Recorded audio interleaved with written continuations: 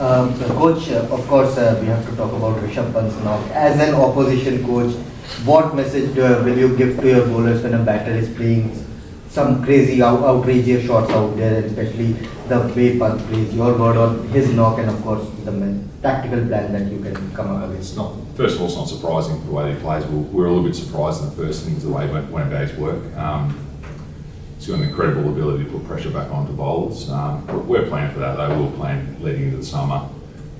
We bounced in and out of a few plans there, and clearly kept taking on the boundary riders and was getting away with it. And it was an innings that you would say was right for that time.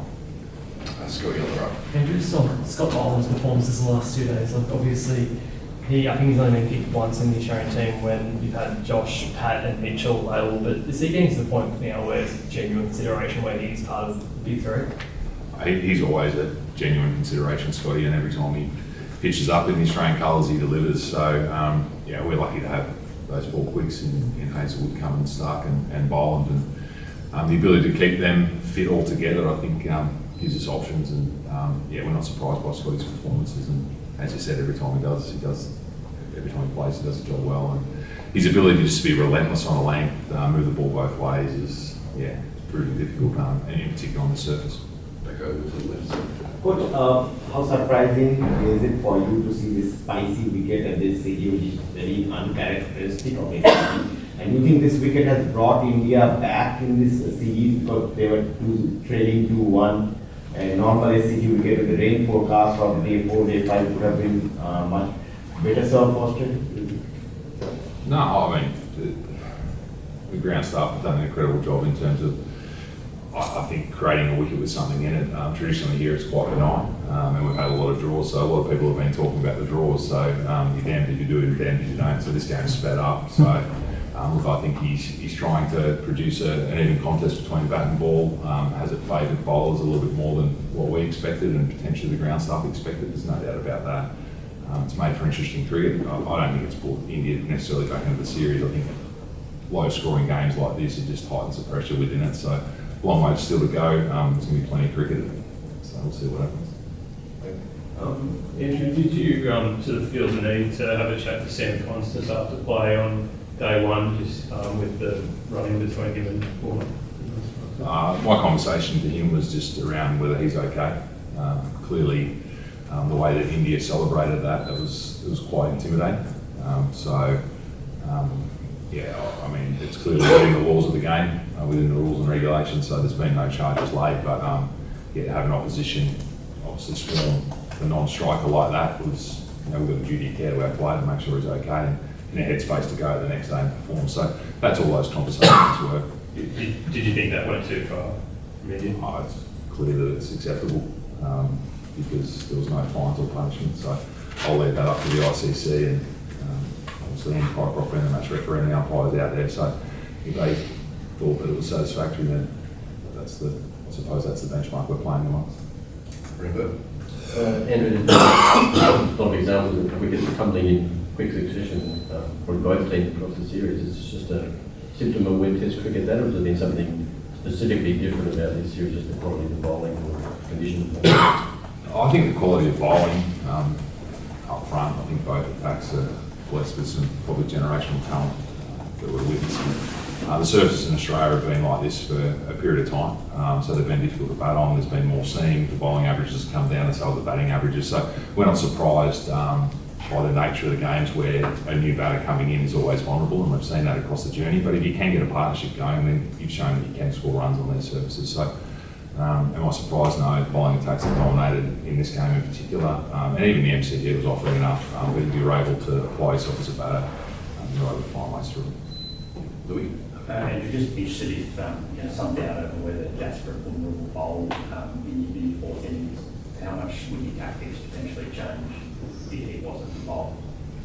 I think that's more for a conversation with the team, who they put out there, who they bowl, when they bowl them is up to them, and we'll respond to what they give us.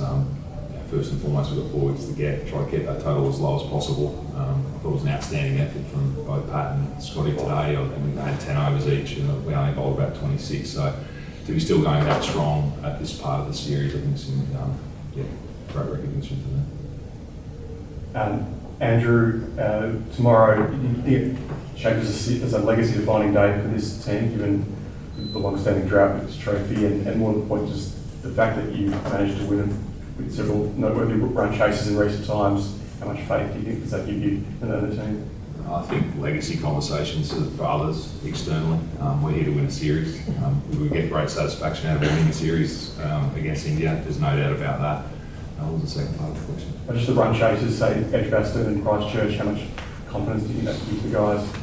Yeah, we've won the toss and bowl a little bit of late, so we've put ourselves in those positions more often. So, every situation, every game's different, scenario, the surfaces, all that type of thing. But I think if you've been there and done it before, then yeah, you take confidence in that to be able to navigate through those scenarios, in particular the lower order, which potentially may be called upon tomorrow. Coach, just want to ask that how satisfied are you, especially your bowlers plan working against all the Indian batters, but specifically against Virat Kohli. You guys knew that, how to take his wicket yesterday. Scott Bowden did mention that, we all know how to get him out. How satisfied it is for you, and do you think that it's really easy to get him out, this whole season, the way, he's... No, it's never easy to get Virat out. I give full credit to the bowlers and the execution of the plan. It's one thing to have a plan, but then to be able to execute that the way that we have to Virat, to put him under immense pressure. And look, he's tried some things. He's walked out of his crease. He's tried different tactics as well. But clearly that relentless nature of, in particular, Scotty Boland in that matchup's been incredibly difficult for him. But he's never an easy wicket taker. Coach, how challenging it will be to face just with Bumrah on this track for the inning? And if he doesn't play, like he doesn't bowl, how much must the advantage it will be for Australia if he doesn't bowl? What's the advantage? Well, clearly he's the leading wicket taker in the series, so you'd say that it would be slightly beneficial for us. He can bowl on any surface anywhere. He's a threat any time. We knew that coming into the series. He's an incredibly talented bowler, and if he wasn't to be there, India would have to come up with a new plan. But most on this disconcerting balls. What's that mean? But more on this pitch, like fourth dead pitch on the SCG. Have you watched the rest of the series? He's been good in Perth, Adelaide, Brisbane, Melbourne. Sydney's going okay as well. Andrew, the decision to leave out Mitch Marsh for this match was obviously a big one, and you must feel that Bo has validated that decision with some all-round performances today. Yeah, we don't take validation out of decisions, and we felt it was the right decision for us. I think it's a great story, really. The amount of work the body of work he's put in Shield cricket to be rewarded with selection, and then to go out and perform the way he has. Got his first week today, first half century. He's got incredible hands in the slip, so we'll look forward to seeing that over the journey as well. But just incredibly happy for him.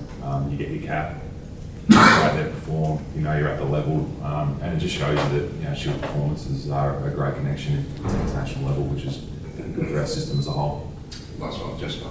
And just on Bo, have you seen enough from him that you might consider keeping him in the team for the rest of Cam's injury, or would there possibly ever be a spot for the two of them going forward? I think there's a discussion coming up. I think George Bailey will sit down and look at that Sri Lankan squad at the end of this test match, and there'll be a quick turnaround to the announcement. So he's put his best foot forward, looked at the level. That's our angle, is that he's up to the level. We wouldn't have picked him if he wasn't. So going forward, what does that look like? It gives us another all-round option, which they're incredibly rare, and they tend to get injured across the journey. So to have depth in that area, I think bodes well for us as a team and for Bo also.